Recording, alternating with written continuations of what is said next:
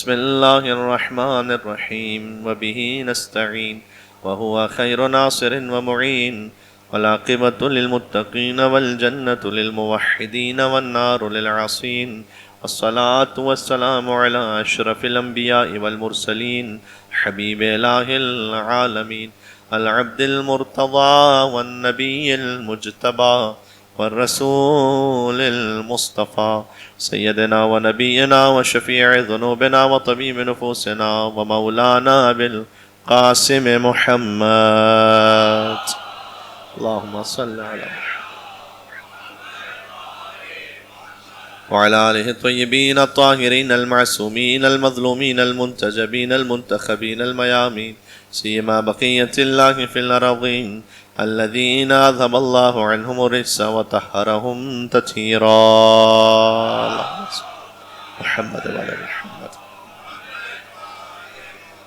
اللهم صل وسلم وزد وبارك على صاحب الدعوة النبوية والصولة الحيدرية والعصمة الفاطمية والحلم الحسنية والشجاعة الحسينية والعبادة السجادية والمآثر الباقرية والآثار الجعفرية والعلوم الكاظمية والحجج الرضبية والجود التقوية والنقاوة النقوية والهيبة العسكرية والغيبة الإلهية صلوات بر محمد وعلى محمد.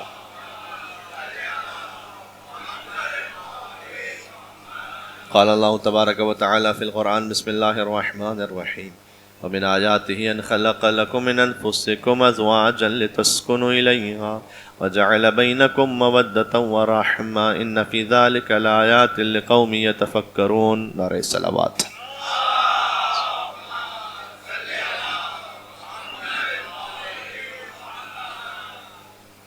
ماہ رمضان المبارک کو باقی مہینوں پر ویسی ہی فضیلت حاصل ہے جیسے علی ابن ابی طالب کو باقی انسانوں پر حاصل ہے. یہ حدیث کا فقرہ ہے کہ فضل شہر رمضان علی سائر الشہور کفضلنا اہل البیت علی سائر الناس. رمضان کو باقی مہینوں پر ویسی فضیلت ہے جیسے ہم اہل البیت کو باقی انسانوں پر ہے، جیسے قرآن کو باقی کتابوں پر ہے، جیسے شبہ قدر کو باقی راتوں پر ہے، ویسے ہی رمضان کو باقی مہینوں پر ہے. تو رمضان المبارک کی یہ ساعتیں ہیں اور جس میں اللہ کا خاص کرم یہ ہے کہ سانس لینا تسبیح ہے، سونا عبادت ہے. اب غور فرمائیے گا انما الاعمال بالنیات کی حدیث ہر سامع کے ذہن میں عمل کا دار و مدار نیت پر ہے. اب نیت کے ساتھ نماز پڑھیں گے تو وہ نماز ہے، نیت کے ساتھ روزہ رکھیں گے تو وہ روزہ ہے. سانس لینے میں کوئی نیت نہیں کر رہا ہوتا.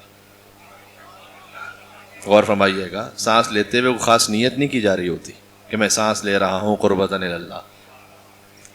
اگر سانس لینے میں انسان نیت کی شرط ہو جائے تو اس کے علاوہ کوئی کام کر ہی نہیں سکے گا انسان.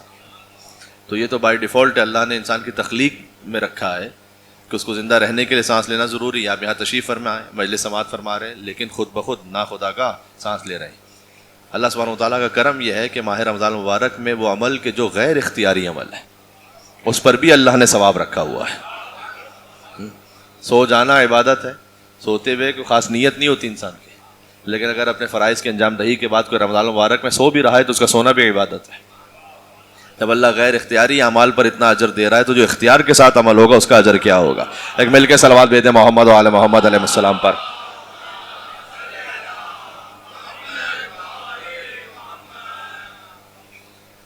اللہ عز و جل نے قرآن کریم میں سورہ روم کی آیت ہے اور مجلس کی مناسبت آپ کے ذہن میں شب 10 رمضان ہے اور اسلام نام ہی دو باتوں کا ہے، یا ختیجہ کے مال کا یا ابو طالب کی آل کا. اللہم صل علی محمد.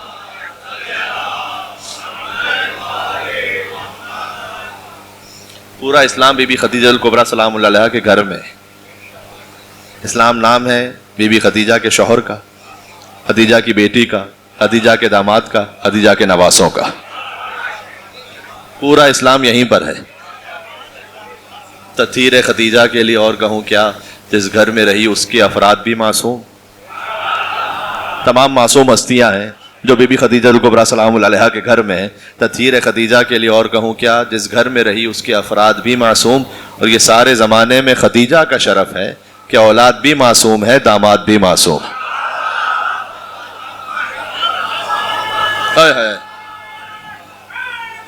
ملک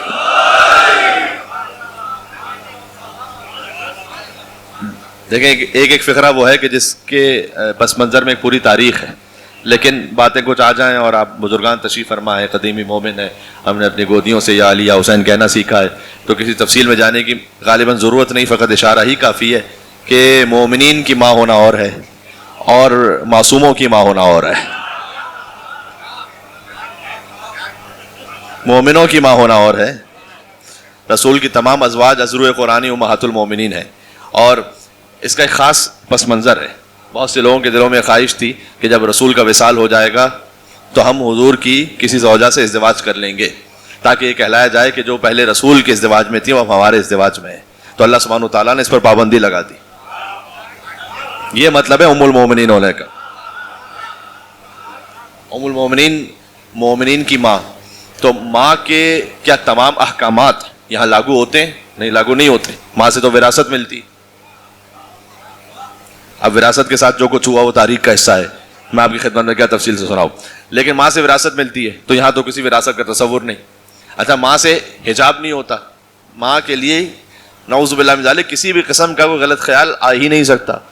مطلب یہ بات کرنا بھی عجیب لگتی ہے، لیکن اللہ سبحانہ و تعالیٰ نے قرآن میں کہا فَيَطْمَعَ الَّذِي فِي قَلْبِهِ مَرَضٌ وَقَرْنَ فِي بُيُوتِكُنَّ. جو رسول کی ازواج ہیں ان سے کہا کہ دیکھو گھروں میں بیٹھی رہنا. ایک تو یہ حکم تھا کہ گھر میں بیٹھی رہنا، وَلَا تَبَرُّجْنَ تَبَرُّجَ الْجَاهِلِيَّةِ، اور دیکھو ایسے زینت نہ کرنا جیسے جاہلیت کے زمانے میں زینت کرتی تھی. اور پھر کہا انما یرید اللہ لیذھب عنکم الرجس اہل البیت ویطہرکم تطہیرا. اللہم صل علی محمد وسلم. یعنی ازواج رسول کو تنبیہ فرمائی اور اہل بیت کی فضیلت بیان کی. اور یہ بزرگ علماء اہل سنت نے لکھا، آپ جانتے ہیں اس بات کو کہ جب یہ آیت نازل ہوئی تھی تو 6 مہینے تک حضور مکرم تشریف لاتے تھے فاطمہ زہرا سلام اللہ علیہا کے دروازے پر اور کھڑے ہو کر اس آیت کو پڑھتے تھے کہ انما یرید اللہ لیذھب عنکم الرجس اہل البیت ویطہرکم تطہیرا. اور پھر کہتے تھے السلام علیکم یا اہل بیت النبوہ، اے نبوت کے اہل بیت آپ پر سلام ہو. تب سوچنے کی بات یہ کہ حضور کسی نہ کسی گھر سے آ رہے تھے اور جاتے تھے بی بی فاطمہ کے در پر اور یہاں کھڑے ہو کر سلام کرتے تھے. یعنی حضور نے اپنے عمل سے سمجھایا ہے کہ جہاں سے آ رہا ہوں وہ اہل بیت نہیں ہے، جہاں جا رہا ہوں وہ اہل بیت ہے.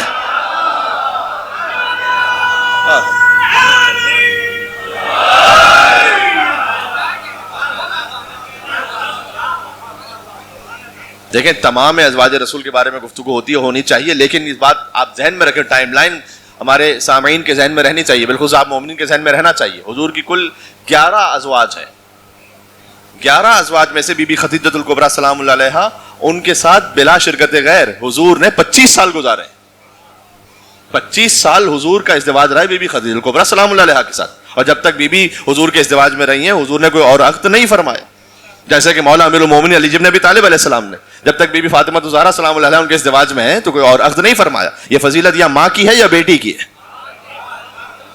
یا خدیجہ الکبریٰ کی ہے یا فاطمہ زہرا کی ہے سلام اللہ علیہما، کہ کوئی اور ازدواج نہیں فرمایا. حضور مکرم نے بی بی خدیجہ الکبریٰ سلام اللہ علیہا کی وفات کے بعد 3 سال مکہ میں رہے. اس کے بعد اللہ سبحانہ وتعالیٰ نے حکم دیا کہ نہیں اب ہجرت فرما لیجیے، اب یہاں مکہ رہنے کے قابل نہیں رہا. ابو طالب علیہ السلام کی بھی وفات ہوئی اسی سال اور بی بی خدیجہ الکبریٰ کی بھی وفات ہوئی اسی سال. عام الحزن کہتے ہیں، بچہ بچہ جانتا ہے اس بات کو. عام الحزن سے بھی ایک تفصیل ہے. لوگ ہم سے پوچھتے ہیں کہ جناب حسین علیہ السلام کی شہادت ہو گئی، چلے آپ شہادت تو مناتے ہیں، 2 مہینے 8 دن کا غم اتنا لمبا کیا ہے؟ حضور نے اپنے عمل سے سمجھایا کہ اگر غم بڑا ہو تو 2 مہینے 8 دن کیا پورا سال بھی غم کا سال ہو سکتا ہے. عام الحزن پورا سال غم کا سال ہے، عام الحزن قرار دیا. اس کے بعد ہجرت فرمائی، اللہ کے حکم سے ہجرت فرمائی. یہ اب ایک فقرہ کہہ رہا ہوں، انشاءاللہ آپ تک بات پہنچے گی. حضرت ابو طالب اور بی بی خدیجہ کے بعد اللہ سبحانہ و تعالیٰ کا اپنے حبیب سے کہنا کہ آپ مکہ چھوڑ دیجئے اور ہجرت فرما لیجئے، یہ در حقیقت اللہ کا ابو طالب کو ایک خاموش خراج عقیدت ہے. یہ بات پہنچی آپ کی، میں نے کیا عرض کیا؟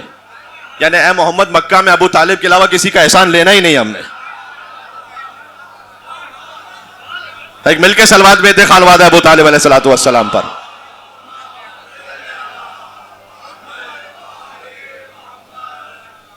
آپ پر احسان ہوگا یا خدیجہ کا ہوگا یا ابو طالب کا ہوگا. اس کے علاوہ اللہ کو کسی کا احسان قبول ہی نہیں. لہذا یہ دو محسنان اسلام ہیں. حضرت خدیجہ سلام اللہ علیہ نے یہ جو احسانات ہیں ان میں سے ایک یہ مال کا احسان تو ہے ہی, قربانی کا احسان تو ہے ہی, ان کی اولاد قربان ہوتی رہی حضور مکرم صلی اللہ علیہ وسلم پر, ان کے دین پر, یہ تو احسان ہے ہی. لیکن خود رشتہ ازدواج بھی بھجوایا حضور مکرم کو بی بی خدیجہ نے. دیکھو دنیا کا دستور یہ ہے کہ لڑکے کی جانب سے رشتہ نکاح جو پیغام ہے وہ جائے. معمولا نہیں ہوتا ہے کہ لڑکے والے پیغام بھجواتے ہیں اور لڑکے والے سے قبول کرتے ہیں. لیکن بی بی خدیجہ ہیں عرب کی سب سے مالدار خاتون, ملکۃ العرب ہے. تو اگر حضور رشتہ بھجوائیں تو لالچ کا الزام آ جائے گا یا نہیں؟ بات کا جو مورخ ہے اور مستشرق ہے وہ تو اس بات کو بڑے اطمینان سے لکھے گا اور بڑے طنز کے ساتھ لکھے گا کہ محمد نے اس لیے شادی کا پیغام بھجوایا کہ خود تو مفلس تھے اور وہ تھی سب سے مالدار خاتون. یہ خیال بھی نہ آنے پائے. بی بی خدیجۃ الکبریٰ نے خود رشتہ بھجوایا کہ وہ ازدواج کرنا چاہیں, اس سے پہلے میں ازدواج کرنا چاہتی ہوں, میں شادی کرنا چاہتی ہوں. تو بی بی خدیجۃ الکبریٰ نے ازدواج کے لیے اپنا رشتہ خود بھجوایا اور حضرت ابو طالب علیہ السلام نے خطبہ نکاح پڑھا. یہاں آپ کسی بھی مسلمان سے کہیے ان کے بیٹے کا بیٹی کا ازدواج ہو, آپ کہیں جناب مبارک ہو, کس پنڈت نے اکرام سے پڑھوایا آپ نے, کس ہندو سے مندر میں پڑھوایا نکاح؟ وہ کہیں کہ جناب آپ کا دماغ خراب ہو رہا ہے, ہم نے مسجد میں نکاح پڑھوایا, مسلمان ہے. اچھا آپ کا نکاح تو مولوی صاحب پڑھیں گے, محمد کا نکاح کوئی کافر پڑھے گا یہاں پر؟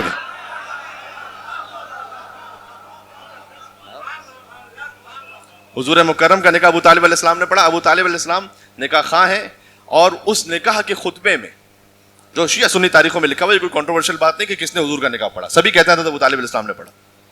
اس خطبہ نکاح میں انہوں نے فرمایا فإن المال ظل ضائل, مال چلتی پھرتی چھاؤں کی طرح, آج کسی کے پاس ہے کل کسی کے پاس. تو میرا بھتیجا مال کی خاطر نہیں شادی کر رہا ہے. فإن له نبأ عظیم, نبا ہی سے ہے نبی, میرے بھتیجے کے پاس ایک عظیم خبر ہے اللہ کی جانب سے. یعنی ابھی اعلان نبوت بھی نہیں ہوا, اس سے پہلے حضور مکرم کے نبی ہونے کا اعلان فرمایا ابو طالب علیہ السلام نے. یعنی جو اعلان نبوت سے پہلے نبوت کے بارے میں خبر دے وہ کافر نہیں, وہ محسن اسلام ہے.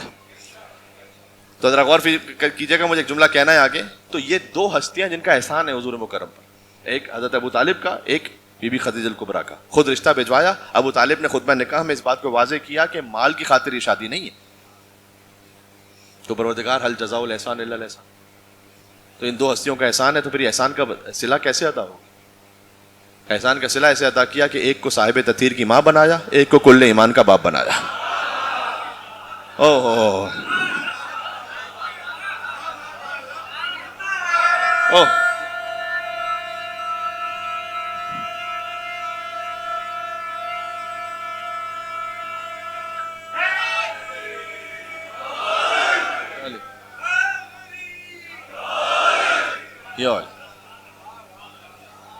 اور سورہ ضحیٰ ہمیشہ آپ کے ذہن میں رہے, والضحیٰ واللیل اذا سجی ما ودعک ربک وما قلی وللآخرۃ خیر لک من الاولی ولسوف یعطیک ربک فترضی الم یجدک یتیما فآوی.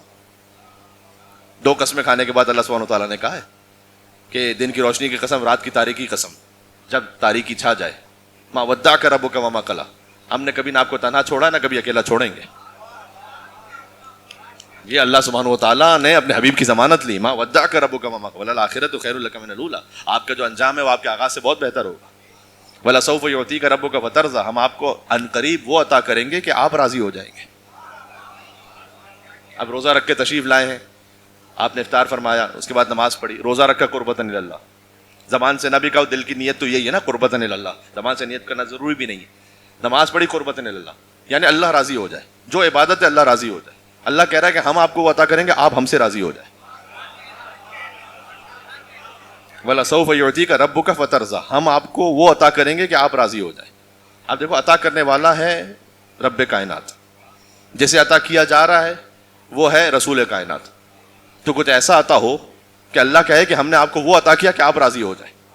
سورہ ضحیٰ نازل ہوا, اس کے 2 سال بعد, پونے 2 سال بعد تقریباً, اللہ سبحانہ وتعالیٰ نے سورہ کوثر نازل فرمایا.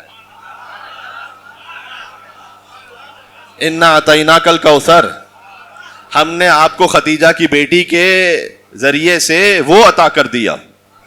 ہم نے آپ کو فاطمہ دے کر کوثر عطا فرما دی. انا اعطیناک، ہم نے آپ کو عطا کیا. اچھا جب اللہ تعالیٰ نے قرآن بھی دیا نا اپنے حبیب کو، دیکھیں عربی زبان کے 2 لفظ ہیں، ایک ہے عطا الف تا اور یا عطا، اس کا مطلب یہ دینا، اور ایک ہے عطا عین طا الف. اردو میں عطا استعمال ہوتا ہے، عطا استعمال نہیں ہوتا، لیکن عربی میں دونوں لفظ ہیں، اور یہ اللہ تعالیٰ نے قرآن میں استعمال کیا ہے. پہلا لفظ بھی وَلَقَدْ آتَيْنَاكَ سَبْعًا مِّنَ الْمَثَانِي وَالْقُرْآنِ الْعَظِيمِ، یا اعطیناک نہیں ہے، آتیناک. ہم نے آپ کو عطا کیا قرآن اور 7 آیتیں جو دوہرا کر عطا کی. یہ سورہ الحمد مراد ہے یہاں پر، سورہ الحمد کی 7 آیتیں. اچھا 7 آیتیں ذرا کاؤنٹنگ فرما لیجیے گا. بسم اللہ الرحمن الرحیم، الحمد للہ رب العالمین، الرحمن الرحیم، مالک یوم الدین، ایاک نعبد و ایاک نستعین، اہدنا الصراط المستقیم، صراط الذین انعمت علیہم غیر المغضوب علیہم ولا الضالین. بسم اللہ کو شامل کیجئے تو 7 بنتی ہیں. کچھ کہنا چاہ رہا ہوں، آپ نے ہو سکتا ہے کہ کہیں نماز کو سنی ہو ایسی اللہ اکبر، اس کے بعد ایک سائلنٹ الحمدللہ رب العالمین. اوہ ہو، بھائی مل کے صلوات بھیجیں محمد و آل محمد علیہ السلام پر.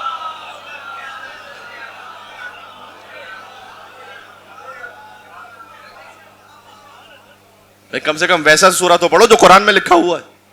آتیناک سبعا من المثانی، 7 وہ کہ جو دوہرا کر، اس لیے کہ سورہ الحمد مکہ میں الگ نازل ہوا، مدینہ میں الگ نازل ہوا. دیکھیں قرآن کا مہینہ ہے، قرآن کی بہار کا، تو کچھ دقائق قرآنی آپ کی خدمت میں حاضر ہو جائیں گے اور ثواب میں ہم بھی شریک ہو جائیں گے، انشاءاللہ آپ تک بات پہنچ جائے گی. تو اللہ سبحانہ و تعالیٰ نے اس لیے کہا کہ 7 دوہرا کر عطا کی آیتیں، کیونکہ مکہ میں الگ نازل ہوا سورہ الحمد، مدینہ میں بعد میں پھر نازل ہوا، تو ہم نے 2 مرتبہ آپ کو عطا کیا یہ 7 آیتیں. 7 آیتوں میں بسم اللہ الرحمن الرحیم شامل ہے. سوال ہے ان مسلمانوں سے کہ جو اللہ اکبر کے بعد بسم اللہ کو چھوڑ کر سورہ الحمد شروع کرتے ہیں، وہ 6 آیتیں پڑھیں، 7 نہیں پڑھ رہے. وہ سورہ الحمد مکمل نہیں ہو رہا جب تک کہ بسم اللہ کو نہ پڑھ دیا جائے. اور یاد رکھیے گا کہ بسم اللہ کو سب سے پہلے جس نے نماز سے نکالا تھا وہ کون تھا؟ حاکم شام نے، اللہ جانے کیا اس کو تکلیف تھی بسم اللہ سے، اس نے بھی بسم اللہ کو چھوڑ کر سورہ الحمد کو پڑھا نماز میں. اور بعد میں جب صحابہ کرام نے اس سے کہا سرقتم نسیتا، کیا بھول گیا ہے یا چوری کی ہے بسم اللہ کی؟ کیا تو بھول گیا ہے چوری کی ہے؟ اس سے دوبارہ زبردستی نماز پڑھوائی کہ بسم اللہ کے ساتھ سورہ الحمد پڑھو. اور پھر تاریخ میں لکھا ہوا ہے کہ مجبوراً الحمد کے ساتھ اس نے بسم اللہ کو پڑھا صحابہ کرام کے اصرار پر، لیکن اگلی سورہ میں پھر بسم اللہ کو چھوڑ دی. یعنی اس ایک شخص کی سنت کو باقی رکھنے کے لیے سلسلہ جاری و ساری رہا کہ بسم اللہ کو چھوڑ دیا جائے، جبکہ قرآن میں اللہ سبحانہ وتعالیٰ نے کہا کہ ہم نے 7 دوہرا کر عطا کی. اچھا ان 7 کی ایک تعویل بھی ہے، ایک ظاہر ایک باطن ہے، بات سے بات نکلتی جائے گی، وقت بھی محدود ہے. کیونکہ امام نے فرمایا کہ نحن واللہ سب المثانی، خدا کی قسم وہ 7 دوہرا کر جو عطا کیے گئے وہ ہم ہیں. ہائے اب کوئی سلسلہ مجالس ہو تو اس بات کو تفصیل سے بیان کیا جائے. قرآن کا ایک ظاہر ہے، پھر اس کا باطن ہے، یعنی ایک تفسیر ہے، ایک تعویل ہے. تفسیر وہ ہے کہ جو آپ کو لغت سے سمجھ میں آ جائے گی، لیکن تعویل وما یعلم تعویلہ الا اللہ والراسخون فی العلم. قرآن کی تعویل اللہ نے خود سورہ آل عمران میں کہا کہ یا اللہ جانتا ہے یا وہ کہ جن کے سینوں میں علم راسخ ہو چکا ہے. قرآن کی تعویل ہر ایک نہیں سمجھ سکتا کہ تعویل کیا ہے، اس لیے کہ قرآن کا باطن میرے موڈ سے طے نہیں ہو سکتا. مجھے مزاج اچھا لگ رہا ہے تو پھر یہ ہے. قرآن کے باطن کے لیے سادہ الفاظ میں کہوں تو قال الباقر و قال صادق چاہیے، اس کے بغیر قرآن کا باطن نہیں طے ہوگا کہ قرآن کی تعویل یہ. سورہ نمل میں اللہ تعالیٰ نے کہا کہ ہم نے شہد کی مکھی کی طرح وحی کی کہ وہ پھولوں سے رس حاصل کرے، اور جب وہ رس حاصل کر لے تو اس کے شکم میں ایک مائع بنتا ہے مختلف الوان ہو. میں نے آیتوں کا سلسلہ ایک چھوڑ دیا، درمیان کی آیت پڑھتا ہوں. مختلف الوان ہو، جس کے رنگ مختلف ہوتے ہیں. فی شفاء للناس، اس شہد میں انسانوں کے لیے شفا ہے. اس کا ظاہر ہے شہد میں انسانوں کے لیے شفا ہے، مومنوں کے لیے نہیں خالی، مسلمانوں کے لیے نہیں خالی.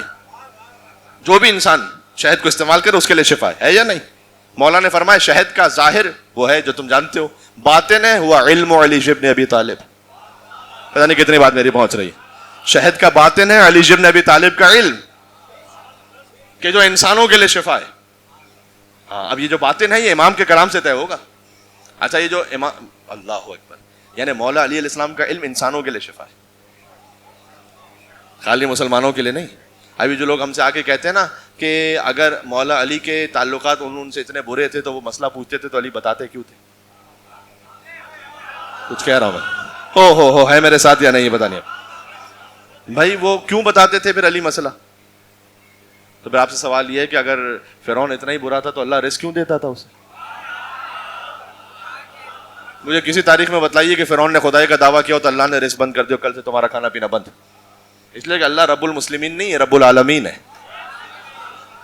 علی امام المسلمین نہیں ہے, امام العالمین ہے. ہاں بات واضح ہو رہی ہے. تو یہ ظاہر اور باطن واضح ہوا. اس طرح سے امام نے فرمایا کہ خدا کی قسم ہم وہ سات ہیں کہ جو دوہرا کر عطا کیے گئے. اب ظاہر ہے سورہ الحمد, باطن امام نے کہا ہم وہ سات ہیں. شیخ عباس قمی جنہوں نے مفاتیح الجنان لکھی ہوئی, انہوں نے احسن المقال کتاب لکھی ائمہ علیہ السلام کے حالات پر. اس میں ساتویں امام کے حالات میں اس بات کو لکھا ہے کہ آپ دیکھیے کہ سات جو دوہرا کر عطا کیے گئے وہ کون ہے. 14 ہستیاں ہیں, 14 میں نام 7 ہیں جو دوہرا کے عطا ہوئے ہیں. کاش میری بات پہنچ سکے. گن لے نام آپ. ہے میرے ساتھ آپ جانے.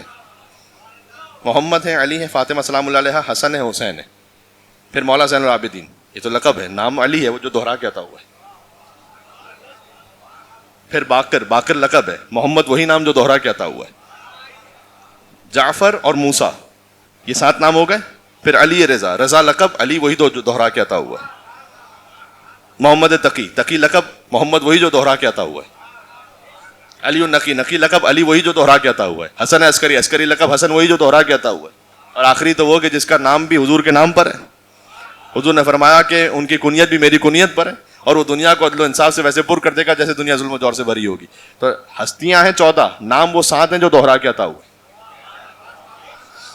ہائے ہائے ہائے ہائے ہائے. اب سمجھ میں آئے, امام نے کہا ہم وہ 7 ہیں جو دوہرا کے عطا کیے گئے. جناب مشیر لکھنوی صاحب کے جو شاگرد تھے جناب مرزا دبیر رحمۃ اللہ علیہ کے, انہوں نے یہ مصرے لکھے تھے اسی خاطر کہ تو اپنے ایک جام پہ نازا ہے ساقیہ. ہائے ہائے. کسی قوم کو کوئی 1 لیٹر مل جائے تو اسی کا ذکر کرتے رہتے ہیں صدیوں تک. تو اپنے ایک جام پہ نازا ہے ساقیہ. 14 پلانے والے ہیں. شرابن طہورا کی بات ہو رہی ہے. یہ 14 پلانے والے ہیں, پرواہ ہے مجھ کو کیا. اور بتلائے اگر تجھے بھی وہ شرابن طہورا چاہیے ان حجت خدا کے ہاتھوں سے, تو 14 پلانے والے ہیں, پرواہ ہے مجھ کو کیا. اور بتلائے دیتا ہوں تجھے میں خانوں کا پتہ, اور بتاؤ کازمین و خراسان و سامرا. ہو ہے میں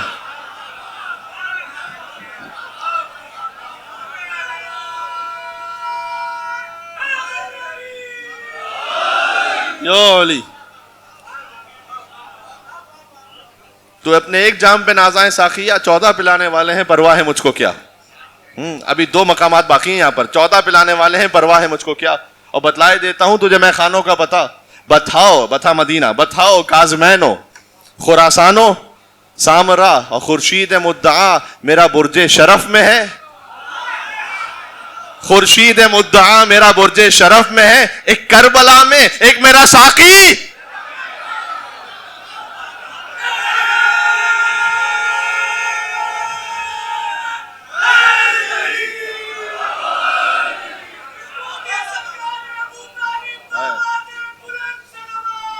اللہ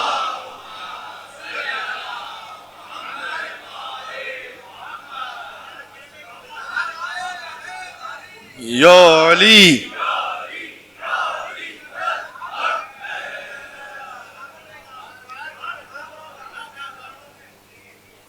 بات ساری کہاں سے شروع ہوئی تھی؟ آپ کے ذہن میں نہ ہو تو خطیب کو یاد رکھنا پڑتا ہے کہ تسلسل کلام کیا تھا. وہ یہ کہ عطا اور اعطا 2 لفظ ہیں. دینا عطا ہے, وَلَقَدْ آتَيْنَاكَ, آتَيْنا نہیں, وَلَقَدْ آتَيْنَاكَ سَبْعًا مِّنَ الْمَثَانِي وَالْقُرْآنِ الْعَظِيمِ. ہم نے آپ کو قرآن دیا. اور یہاں کا اِنَّا أَعْطَيْنَاكَ الْكَوْثَرَ, ہم نے آپ کو کوثر عطا کیا. فرق کیا ہے دونوں میں؟ اچھا لغت سے فرق ہے, لغت شیعہ سنی نہیں ہے, لغت تو عربی کی لغت ہے. اللہ اکبر. عطا کہتے ہیں اس دینے کو جو استحقاق کے مطابق دیا جائے. اور اعطا کہتے ہیں عطا اس دینے کو کہ جو استحقاق سے بڑھ کر دے دیا جائے. جب اللہ نے قرآن دیا کہ آپ کے استحقاق کے برابر دیا ہے ہم نے, جو آپ کا حق تھا وہ پورا دیا ہم نے, لیکن جب فاطمہ عطا فرمائی, اللہ اکبر اللہ اکبر, انا اعطیناک الکوثر, اب یہ کچھ بڑھ کے بات ہے. دیکھیں بی بی خدیجہ الکبریٰ کا ذکر ہے, بی بی خدیجہ سے نسل رسالت آگے بڑھی ہے, ان کی اولاد سے اللہ سبحانہ و تعالیٰ نے خاص اپنے حبیب کو بلایا ہے, اور یہ وہ نور ہے کہ جو اللہ نے کسی نبی کے صلب میں نہیں رکھا, خاص اپنے حبیب کو عطا فرمایا اور حضرت خدیجہ سلام اللہ علیہ منتقل ہوا. بات واضح ہو رہی ہے؟ آپ جانتے ہیں نا سیب کھلایا تھا, یہ سیب کو دنیا کا سیب نہیں سمجھیے گا.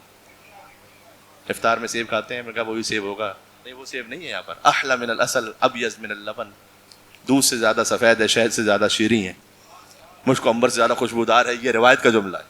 تو خاص سیب عطا فرمایا. اور آپ دیکھیے گا جو درخت ہوتا ہے وہ درخت میں ہوتے ہیں نا سیب, 50 60 100 سیب ہوتے ہیں ایک درخت پہ, لیکن حضور جب جنت پہ تشریف لے گئے ہیں اس معراج کے واقعے میں, تو ایک خاص درخت ایسا جس میں فقط ایک سیب ہے.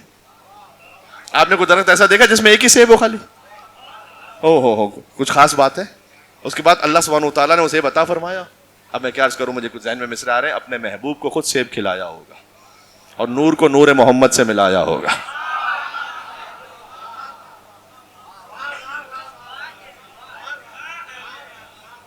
تو تیری آمد کی خبر سورہ کوثر میں بیان کر کے رنجیدہ محمد کو ہنسایا ہوگا. اور تیری تخلیق سے پہلے ہی خدا تعالیٰ نے, سیدہ کی تخلیق سے پہلے تو ایک ہی ہستی ہیں, پھر تیری تخلیق سے پہلے ہی خدا تعالیٰ نے تیرا ہم پلہ, تیرا کف بنایا ہوگا, اور تیرے قابل اسے ہر طور زمانہ سمجھے, اس کی آمد کے لیے کعبہ سجایا ہوگا. او ہو ہے میرے ساتھ آپ, اس کی آمد کے لیے کعبہ سجایا ہوگا, اور اس کے درجات زمانے کو بتانے کے لیے شاہ کونین نے ہاتھوں پہ اٹھایا ہوگا. علی مولا.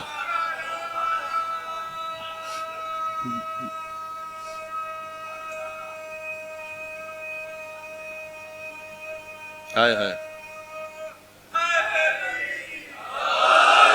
یا علی, ہے میرے ساتھ آپ. دیکھیں اب کیفیت خاص, اب کیا کیا جائے, جہاں سے بات شروع ہو تو آتی تو بی بی خدیجہ کے داماد تک ہے. دیکھیں کیفیت ہے, وہ مومن وہ کسی بھی مجلس میں ہو, کسی بھی محفل میں ہو, اب مجھے وہ علی کے عشق کا نشہ نہیں اترتا ہے. پتہ ہے وجہ کیا ہے؟ وجہ اتنی اچھی ہے کہ اگر آپ تک پہنچا سکا تو سمجھے کہ بس آج کا آنا وصول ہو گیا. علی کے عشق کا نشہ نہیں اترتا ہے, بھئی غریب لوگ ہیں, قرضہ نہیں اترتا.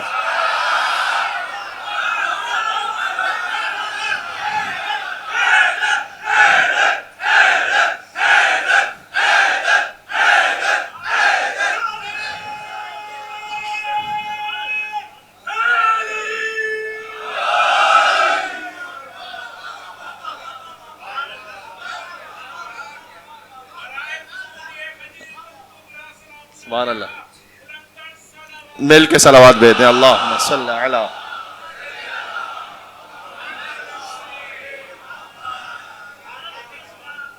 علی کے عشق کا نشہ نہیں اترتا ہے, غریب لوگ ہیں,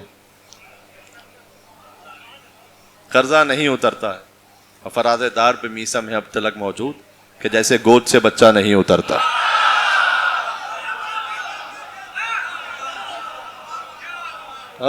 اللہ اکبر اللہ اکبر. بات واضح.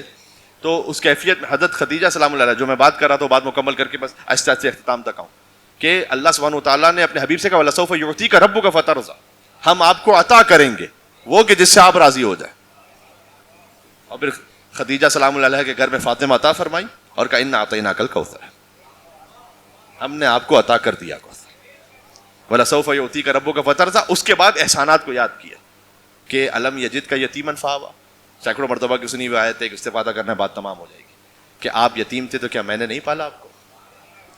اللہ تو خود پالنے کے لیے آیا نہیں تھا, وسیلہ تھے ابو طالب. اچھا مجھے پورے قرآن میں بتلائیے گا کہ اللہ نے کسی کافر کے عمل کو اپنا عمل کہا ہو؟ او ہو، میں آپ سے اطمینان کے ساتھ کہہ رہا ہوں، ایک چھوٹے سے طالب علم ہونے کی حیثیت میں، اللہ نے حضرت نوح علیہ السلام کے کسی بھی عمل کو اپنا عمل نہیں کہا. مجھے بتلائیے اگر کہا ہو تو. حضرت ابراہیم علیہ السلام، موسیٰ علیہ السلام، عیسیٰ علیہ السلام، کسی نبی کے عمل کو سوائے مصطفیٰ صلی اللہ علیہ وسلم کے کسی نبی کے عمل کو اللہ نے اپنا عمل نہیں کہا. اللہ نے 4 ہی تو ہیں کہ جن کے عمل کو اپنا عمل کہا ہے. پورے قرآن میں 4 ہیں جن کے عمل کو اللہ نے اپنا عمل کہا ہے. پہلی آیت ہے سبحان الذی اسریٰ بعبدہ لیلا من المسجد الحرام الی المسجد الاقصی الذی بارکنا حولہ لنریہ من آیاتنا. سبحان ہے وہ پروردگار جو لے گیا اپنے بندے کو. لے کر گئے تھے جبریل، اللہ نے کہا میں لے گیا. سید الملائکہ، اللہ نے جبریل کے کام کو اپنا کام کہا. وما رمیت اذ رمیت ولکن اللہ رمی. یہ جو کنکریاں پھینکی ہیں یہ آپ نے نہیں پھینکی، اللہ نے مصطفیٰ کے عمل کو اپنا عمل کہا. اللہ نے ابو طالب کے عمل کو اپنا عمل کہا. آپ یتیم تھے، میں نے پالا. اللہ نے خدیجہ کے عمل کو اپنا عمل کہا. وَوَجَدَكَ عَائِلًا فَأَغْنَى. آپ مفلس تھے، میں نے غنی بنایا. 4 ہستیاں ہیں کل قرآن میں کہ اللہ نے ان کے عمل کو اپنا عمل کہا ہے. یا سید الملائکہ کے عمل کو، یا سید الانبیاء کے عمل کو، یا ابو طالب کے عمل کو، یا حضرت خدیجہ کے عمل کو. تو اگر ابو طالب کا موازنہ کرنا ہے نا تو 9 مسلموں کے ساتھ نہ کرو، یا جبریل سے کرو یا مصطفیٰ سے کرو. ان کے عمل کو اس مقام پہ رکھو کہ اللہ نے ان کے عمل کو اپنا عمل کہا. آپ یتیم تھے، میں نے پالا. آپ تنگ دست تھے، میں نے آپ کو غنی بنایا. سبحان اللہ. بات واضح ہو گئی. تو 2 ہستیوں کا احسان ہمیشہ حضور مکرم پر، اور حضور مکرم ہمیشہ یاد کرتے رہے. بی بی خدیجہ سلام اللہ علیہا کی جو دوست تھی، بی بی کی وفات کے بعد انہیں خاص حضور قربانی کر کے گوشت خاص بھجوایا کرتے تھے بی بی خدیجہ کے نام کا. اور ائمہ علیہ السلام نے بھی اس احسان کو ایسے یاد رکھا. اب غور فرمائیے، آپ شروع کیجئے زیارت وارثہ سے، آ جائیے دعائے نطبہ تک. کون سا ایسا ذکر ہے جس میں اہل بیت نے بی بی خدیجہ کا ذکر نہ کیا ہو؟ یعنی ائمہ کے لیے وجہ تعارف ہیں فاطمہ کی ماں بی بی خدیجہ الکبریٰ سلام اللہ علیہا. السلام علیکم یا وارث آدم صفوت اللہ، یا وارث نوح نبی اللہ، یا وارث ابراہیم خلیل اللہ، یا وارث موسیٰ کلیم اللہ، یا وارث عیسیٰ روح اللہ، یا وارث محمد حبیب اللہ. سب کو زیارت یاد ہے نا؟ اے آدم علیہ السلام کے نوح، ابراہیم، موسیٰ، عیسیٰ علیہ السلام، اے محمد مصطفیٰ صلی اللہ علیہ وسلم کے وارث، آپ پر سلام ہو. پھر ابنیت کا ذکر، السلام علیک یا اپنا محمد المصطفیٰ، یا اپنا علی المرتضیٰ، یا اپنا فاطمہ الزہرا، یا اپنا خدیجہ الکبریٰ. امام حسین کے لیے وجہ تعارف ہے بی بی خدیجہ الکبریٰ. آپ شروع کیجئے زیارت وارثہ سے، آ جائیے یبن خدیجہ الغراء دعائے ندبہ تک. امام زمانہ کو کہ اے خدیجہ کے بیٹے. یہ احسان یاد کیجئے گا آپ. سبحان اللہ. اور امام زین العابدین جب خطبہ دیں دربار شام میں، تب بھی خدیجہ الکبریٰ کو یاد کریں. دیکھیں اہل بیت علیہ السلام میں چند ہستیاں ایسی ہیں کہ اہل بیت نے انہیں اتنا بار بار یاد کیا کثرت کے ساتھ. ایک حضرت حمزہ ہیں، ایک جعفر طیار ہیں، اللہ اکبر، اور ایک بی بی خدیجہ الکبریٰ ہے. اہل بیت علیہ السلام کا دائرہ بس یہاں پر سمٹ جاتا ہے. حضرت حمزہ، حضرت جعفر طیار. جعفر طیار ابو طالب کی اولاد ہے. 4 بیٹے اللہ نے عطا کیے، طالب، عقیل، جعفر، علی. اور چاروں کا اپنا مقام ہے. اب کل ایک مقام پہ میں تفصیل سے اس کو پڑھ چکا ہوں تو لہٰذا یہاں نہیں دہراؤں گا، لیکن کم سے کم ایک بات کہتا ہوں. طالب وہ ہیں، ان میں سے ایک کے بعد ایک جو ہوتا گیا مزید بافضیلت ہوتا گیا. طالب وہ ہیں کہ جو غزوہ بدر میں اشعار پڑھ رہے ہیں مسلمانوں کی حمایت میں کفار کے خلاف. ان کے بعد ہیں عقیل. عقیل وہ ہیں کہ حضور نے کہا کہ عقیل میں آپ سے محبت کرتا ہوں 2 محبتوں کی وجہ سے. اس لیے کہ ایک تو ابو طالب کو محبت تھی آپ سے. علامہ مجلسی نے لکھا ہے کہ یہ ایمان ابو طالب پر اتنی بڑی دلیل ہے کہ رسول اللہ کی محبت تابع تھی ابو طالب کی محبت کے. بات واضح ہو رہی ہے. فرمایا کہ میں آپ سے خاص اس لیے محبت کرتا ہوں کہ میرے چچا ابو طالب آپ سے خاص محبت کرتے تھے. اس لیے حضور کی محبت ہے وہ اللہ کے حکم کے علاوہ ہو نہیں سکتی. یعنی ابو طالب علیہ السلام کی محبت اتنی خالص تھی اور اتنی توحید کے مطابق تھی کہ حضور نے کہا کہ میری محبت عقیل سے ابو طالب کی محبت کی وجہ سے، اور اے عقیل آپ کا بیٹا میرے نواسے کی نصرت میں شہید ہوگا. اس وقت مسلم نے عقیل پر گریہ کیا، رسول اللہ نے یہاں تک ریش مبارک تر ہو گئی. یہ پوری روایت ہے. یعنی عقیل ان کا مقام طالب سے بلند. پھر ہے جعفر. جعفر تو علمدار ہے. سب سے پہلے تو رسول اللہ کے ہاتھ میں علم ہے, پھر حمزہ ہے, پھر جعفر ہے, علی ہیں اور عباس. دیکھو اگر علم اٹھانا بدعت ہوتا نا تو صحابہ کرام کس کی امید میں جاگ رہے تھے ساری رات. او ہو, پتہ نہیں کتنی بات پہنچ رہی ہے. صحابہ کرام 40ویں رات سن رکھی ہے نا حدیث, لَأُوتِيَنَّ الرَّايَةَ غَدًا رَجُلًا كَرَّارًا غَيْرَ فَرَّارٍ. بخاری میں ہے یہ تو 3 حدیثیں لکھی امام بخاری نے مولا علی کی فضیلت, فقط 3. وہ اتنے سینسر ان کا پکا تھا, انہوں نے کہا 3 ہی حدیثیں خالی صحیح, باقی سب غلط. تو 3 حدیثوں میں انہوں نے لکھا ایک ہی حدیث, لَأُوتِيَنَّ الرَّايَةَ غَدًا. بقول حضرت علامہ طالب جوہری صاحب اللہ مقامو کہتے 3 میں سے ایک بھی لکھ دیتے تو کافی تھا علی کی فضیلت کے لیے. اس میں سے ایک لکھا یہ لَأُوتِيَنَّ الرَّايَةَ, کل دوں گا یقیناً علم. حدیث سن رکھی ہے اسے کہ جو اللہ اس کے رسول کا محب ہے, اللہ اس کے رسول کا محبوب ہے, اور وہ اس وقت تک واپس نہیں پلٹے گا جب تک کہ فتح نہ مل جائے اسے. علامہ نقن صاحب یہاں لکھتے ہیں کہ یا رسول اللہ آپ یہ کہہ رہے ہیں کہ وہ اس وقت تک واپس نہیں پلٹے گا جب تک کہ فتح نہ ہو جائے, تو آپ اپنے علاوہ کسی اور کی ضمانت کیسے لے سکتے ہیں؟ ہو بات پہنچ رہی ہے. آپ اپنی ضمانت لیجیے, آپ کسی اور کی ضمانت کیسے لے سکتے ہیں؟ نہیں, جواب یہ ہے کہ یہ رسول جیسے کی ضمانت ہے, اس لیے کہ علی نفس رسول ہے. بھول گئے مباہلہ کی آیت. اچھا آگے کہتے ہیں کہ لَأُوتِيَنَّ, اب میں کل دوں گا علم, یقیناً میں دوں گا. 3 تاکیدیں, لام تاکید, اوتینہ نون تاکید ثقیلہ, یقیناً یقیناً یقیناً میں کل دوں گا علم. اتنی لطافت ہے جملے میں, کاش پہنچا سکوں. کہتے ہیں لَأُوتِيَنَّ کے لفظ سے حضور نے سمجھایا ہے کہ اب تک جو علم دیا تھا وہ میں نے نہیں دیا تھا. او ہو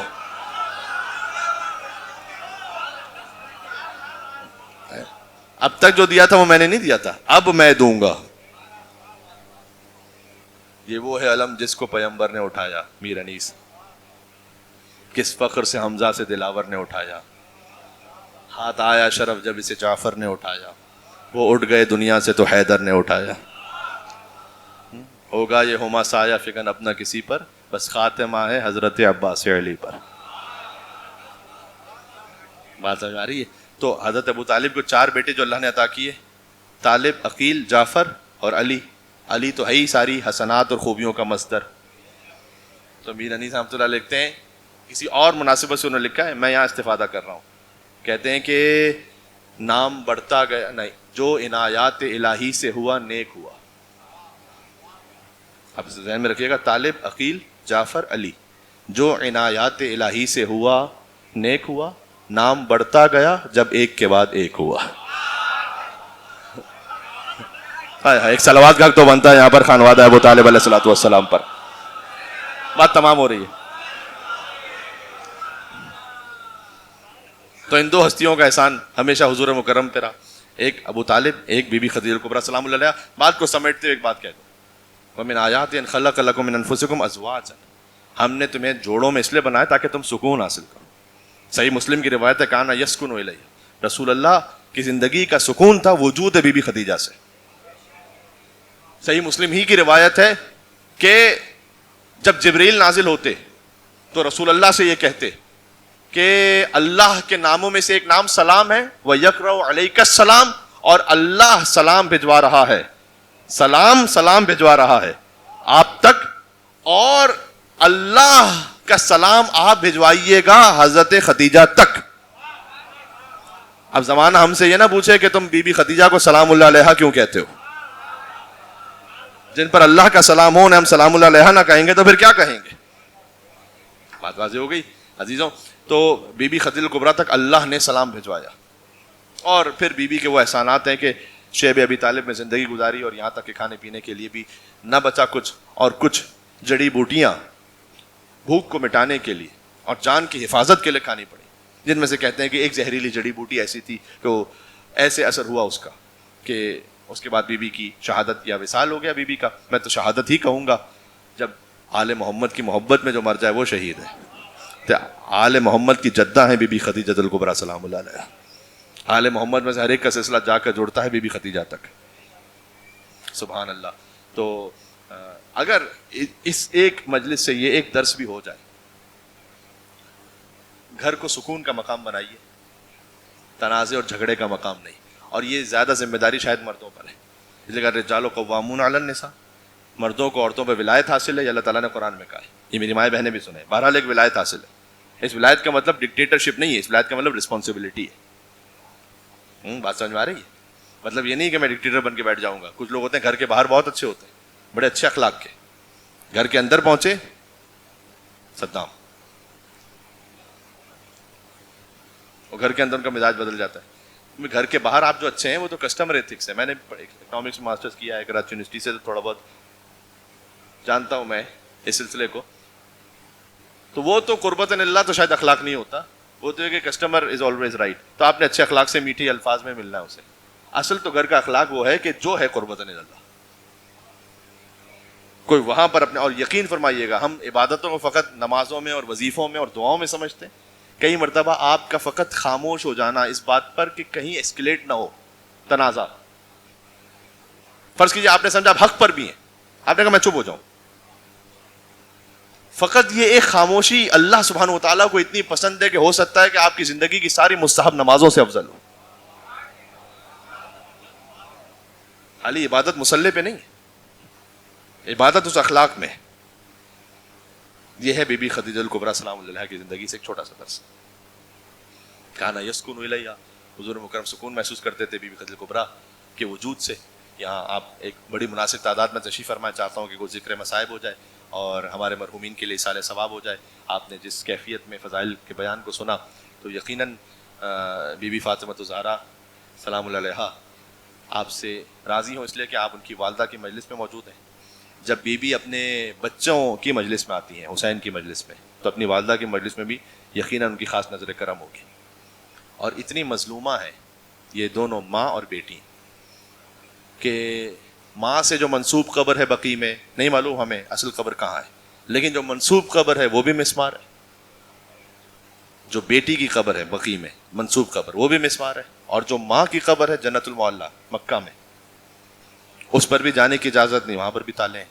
اور دور سے کوئی ظاہر دیکھ لے تو دور سے سلام کر لے بی بی خدیجہ الکبریٰ کو. عزیزوں، یہ جو مصائب کا سلسلہ ہے، اہل بیت اطہار علیہ السلام کی مستورات، 3 بیٹیاں تو بڑی مظلوم ہیں. ایک محمد کی بیٹی، ایک علی کی بیٹی، ایک حسین کی بیٹی. ہائے ہائے. یعنی ختیجہ کی بیٹی، ختیجہ کی نواسی، اور ختیجہ کی بیٹی کی پوتی بی بی سکینہ سلام اللہ علیہا. فاطمہ، زینب، سکینہ، تینوں بیٹیاں بڑی مظلوم ہیں. بی بی ختیجہ کی جب وفات ہوئی ہے تو حضور مکرم جنازے کو لے گئے، جنت المعلیٰ میں سپرد خاک کیا. وہاں پر حضور نے گریہ فرمایا. جب واپس آئے تو بی بی فاطمہ 5 برس کی تھی، 5 برس میں یتیم ہو گئی. اتنا شدت سے گریہ فرما رہی تھی، امی امی کہہ کر، ہائے میری ماں، ہائے میری ماں. ہاتھوں کو جوڑ کے عرض کروں گا کہ اے بی بی، مصائب آپ کے خانوادے کی کہیں اور مثال نہیں ملتی، ملتی ہے تو پھر اسی خاندان میں ملتی ہے. بہرحال رسول اللہ نے تسلی دی بی بی فاطمہ کو. کاش کوئی سکینہ کو بھی تسلی دینے والا ہوتا. کہیں تاریخ میں نہیں ملتا کہ کسی یتیمہ کو ایسے تماچے مارے گئے ہوں. ہائے ہائے ہائے. حضرت یحییٰ علیہ السلام اور امام حسین کی شہادت میں بڑی شباہت ہے. دونوں کا سر کاٹا گیا، دونوں کا سر دربار میں پیش کیا گیا. بڑی شباہتیں ہیں کہ یحییٰ علیہ السلام کی شہادت کے بعد آسمان خون کے آنسو رویا. امام حسین کی شہادت کے بعد بھی 10 شباہتیں لکھی ہیں علامہ جعفر شوستری نے خصائص حسینیہ میں. لیکن میں نے کہیں نہیں پڑھا کہ یحییٰ کی شہادت کے بعد ان کی بیٹی کو تماچے مارے گئے ہوں. یہ فقط حسین ابن علی کا مقدر ہے کہ حسین کی بیٹی کو ایسے سلام کیا جائے کہ اس مظلومہ پر سلام کہ جس کے رخساروں کا رنگ بدل گیا. آج فاطمہ کی یتیمی کی رات ہے. یتیم شرعی اور یتیم فقہی تو کسی اور معنی میں ہے، لیکن بہرحال ماں کا سایہ جس کے سر سے اٹھ جائے وہ یقیناً یتیم ہے. اور جب ختیجہ جیسی ماں ہو، فاطمہ جیسی بیٹی ہو، اور یہی مصائب واپس تکرار ہوئے کہ جب بی بی فاطمہ دنیا سے رخصت ہوئی تو پھر بی بی زینب 5 برس کی ہے۔ روایت میں نے بعض خطبہ سے اور علماء سے سنی ہے کہ بی بی فاطمہ نے فرمایا تھا کہ زینب وہ صندوق لے آنا جو اس حجرے میں رکھا ہوا ہے، اور اس صندوق کو جب بی بی زینب لے کر آئیں 5 برس کی تھیں تو کفن نکالا بی بی فاطمہ نے۔ کون سی ایسی ماں ہوگی جو 5 برس کی بیٹی کو کفن دکھلا رہی ہو اپنا؟ ہیں آپ گریے کے لیے تشریف لائیں، کہا اے بیٹی یہ وہ کفن ہے جو اللہ نے جنت سے بھیجا، یہ آپ کی والدہ کا کفن ہے، جب میں دنیا سے چلی بابا کو یہ کفن دے دیجیے گا تاکہ مجھے یہ کفن دے دے۔ اس کے بعد ایک اور کفن نکالا کہ یہ آپ کے بابا علی مرتضیٰ کا کفن ہے۔ پھر ایک اور کفن نکالا کہ یہ آپ کے بھیا حسن مجتبیٰ کا کفن ہے۔ اچھا یہ سارے کفن بی بی زینب کو کیوں دے رہی ہیں؟ وجہ وہی ہے کہ بی بی ہیں ام المصائب، بی بی زینب کو پنجتن میں سے ہر ایک کی شہادت کو دیکھنا ہے، لہٰذا اپنا کفن بی بی زینب کو دیا۔ 21 رمضان مولا علی کی شہادت کا دن آنے والا ہے نا، گریے کے لیے۔ اللہ اکبر۔ اہل بیت علیہ السلام کے خانوادے میں کون سا ایسا مقام اور مہینہ ہے کہ جو خوشی کے ساتھ گزر گیا ہو؟ کہیں نہ کہیں کوئی غم کی کیفیت ہے۔ تو مولا علی کا کفن بھی دیا بی بی زینب کو، امام حسن کا کفن بھی دیا بی بی زینب کو۔ اب آپ گودیوں سے یا حسین سنتے ہیں اور سیکھتے ہیں، تو جب آپ کے ذہن میں سوال ہے تو بی بی زینب کے ذہن میں نہیں آیا کیا شریکت الحسین ہے؟ فرمایا کہ اماں آپ کا کفن بھی جنت سے آیا ہے، بابا علی کا کفن بھی جنت سے آیا ہے، بھیا حسن مجتبیٰ کا کفن بھی جنت سے آیا ہے، تو اماں میرے حسین کی کیا خطا ہے؟ حسین کا کفن کیوں نہیں جنت سے آیا؟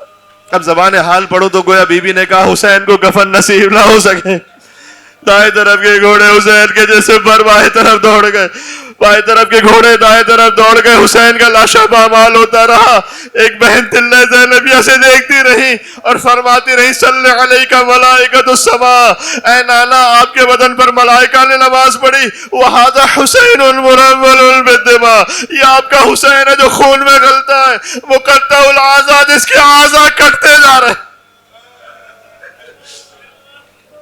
آخر میں 2 جملے سن لیجئے گا، ہر مصیبت کا اختتام امام حسین کی مصیبت پر ہے، لا یوم کا یومک یا ابا عبداللہ، اے حسین جیسے آپ کے مصائب کا دن ہے کسی کے مصائب کا دن نہیں، یہ امام حسن علیہ السلام نے فرمایا تھا۔ دیکھو ہم جب سلام کرتے ہیں نا امام حسین کو تو امام حسین کو کہتے ہیں السلام علی الحسین وعلی علی ابن الحسین وعلی اولاد الحسین وعلی اصحاب الحسین، ایسے ہی سلام کرتے ہیں نا۔ لیکن جب امام زمانہ سلام کرتے ہیں زیارت ناحیہ میں تو وہ حسین کے جسم کے ایک ایک حصے کو الگ الگ سلام کہتے ہیں، ان لبوں پر سلام جو پیاس سے خوش ہو، ان دانتوں پر سلام جن پر چھڑی ماری جا رہی، اس انگشت پر سلام کے جیسے کاٹ دیا گیا، اس سر پر سلام جسے لو کے نیزہ میں بلند کیا گیا، ان اعضاء پر سلام جسے جسموں سے جدا کیا گیا۔ یا ابا عبداللہ الحسین، آپ کے لبھائے مبارک پر سلام، آپ کے دندان مبارک پر سلام، آپ کے اعضاء پر سلام، آپ کے سر مطہر پر سلام۔ امام کہتے ہیں ان رخساروں پر سلام کہ جن پر خاک پڑی ہوئی تھی۔ اللہ اکبر۔ عزیزوں بات تمام ہو گئی، اور میں چاہتا یہ ہوں چونکہ میری اس عزاخانے میں یہاں رمضان میں ایک ہی مجلس ہے، پھر بہرحال کسی اور مقام پر بھی جانا ہے خدمت کے لیے، تو ایک ذکر کم سے کم ہو جائے، کم سے کم مولا علی علیہ السلام کے لیے ایک ذکر ہو جائے جو شہید ہے ماہ رمضان ہے، ایک ذکر میں کر دوں۔ اے مولا حسین، ایک اللہ اکبر، مولا علی ابن ابی طالب علیہ السلام سے ہاتھوں کو جوڑ کے کہوں کہ مولا آپ کے سر اقدس پر بھی سجدے میں ضربت لگی، حسین کا سر بھی سجدے میں قلم کیا گیا۔ فرق یہ کہ جب علی کے سر پر ضربت لگی تو علی نے سر خود اٹھایا تھا سجدے سے، حسین نے خود سجدے سے سر نہیں اٹھایا تھا، حسین کا سر نو کے نیزہ پر بلند ہوا تھا۔ علی کے سر پر ضربت لگی فرق اقدس پر، تو مولا علی علیہ السلام کچھ دیر کے لیے غشی کے عالم میں گئے، اور جب آنکھیں کھولیں تو دیکھا کہ حسن موجود ہیں اور کچھ صحابہ موجود ہیں، لیکن حسین نظر نہیں آتے۔ کہا بیٹا حسن، حسین کہاں پر ہے؟ کہا بابا وہ آپ کے قدموں سے لپٹ کر وہاں شدت سے گریہ فرما رہے ہیں۔ حسین کی یہ میری تقریر کا آخری جملہ ہے، آج ہی سے اگر اپنے آپ کو مولا علی پر گریہ کے لیے آمادہ کر دو، انشاءاللہ 19 رمضان تک یہ جملہ یاد رہے گا۔ حسین کو بلایا اور بلا کر کہا کہ بیٹا صبر کرنا، یہ دیکھو دادا ابراہیم کھڑے ہیں، یہ دیکھو اسماعیل کھڑے ہیں، یہ کیا کہیں گے کہ حسین کا بیٹا تھا اور صبر نہ کر سکا۔ اللہ اکبر۔ نا یہ فرمایا مولا علی علیہ السلام نے کہ دیکھو یہ نانا رسول اللہ موجود ہیں، یہ جعفر طیار موجود ہیں، یہ سب آئے ہیں مجھے لینے کے لیے، یہ کیا کہیں گے کہ علی کا بیٹا تھا اور صبر نہ کر سکا. بس یہ سنت دوبارہ دہرائی گئی کہ جب حسین نے اپنے جوان کے کلیجے سے برچھی کا پھل کھینچا. کربلا میں علی اکبر کا لاشا ہلنے لگا. کہا بیٹا صبر کرنا, یہ دیکھ دادا ابراہیم کھڑے, یہ دیکھ دادا اسماعیل کھڑے, یہ کیا کہے گے حسین کا بیٹا تھا, اب صبر لگا.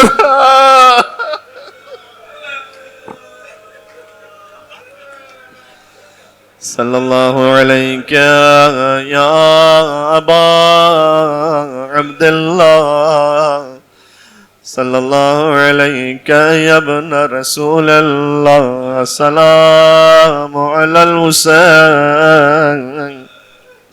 جب افطار کے موقع پر پانی کو دیکھیں, لیکن چند گھنٹوں کی پیاس ہوتی ہے, لیکن پیاس کی سلام اس حسین پر جو 3 دن تک پیاس, سلام حسین پر جس کے چھوٹے چھوٹے بچے 3 دن تک, سلام اس حسین پر کے جو اپنے 6 ماہ کے بچے کو لے کر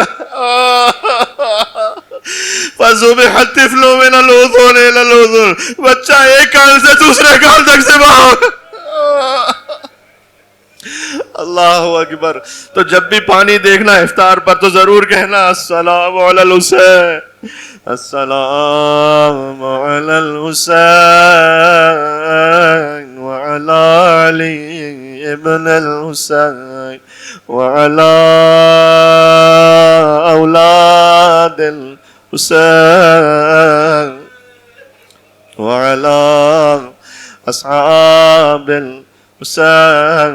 آپ مومنین ہیں, مجھے بار بار یہ جملے کہیں نہ کہیں آتے ہیں, مولا کی جانب سے آتا ہے. ہم کہتے ہیں نا والا اولاد الحسین, حسین کی اولادوں پر سلام. حسین کی ہر اولاد پیاسی رہی, علی اکبر بھی پیاسے, علی اصغر بھی پیاسے. لیکن علامہ نقد صاحب لکھتے ہیں جس شہید کے لیے بھی آپ سوچیں کہ کب تک پیاسے رہے, تو آپ وقت شہادت کو دیکھیں. وقت شہادت کے بعد وہ پھر حوض کوثر پر سیراب ہوئے نا. امام حسین عصر عصور شہید ہوئے, تو پھر اللہ سبحانہ و تعالیٰ کی بارگاہ میں سیراب ہوئے. عباس ان سے پہلے شہید ہو گئے, قاسم ان سے بھی پہلے شہید ہو گئے. لیکن اگر کوئی مجھ سے یہ پوچھ لے کہ سکینہ کب تک پیاسی رہے,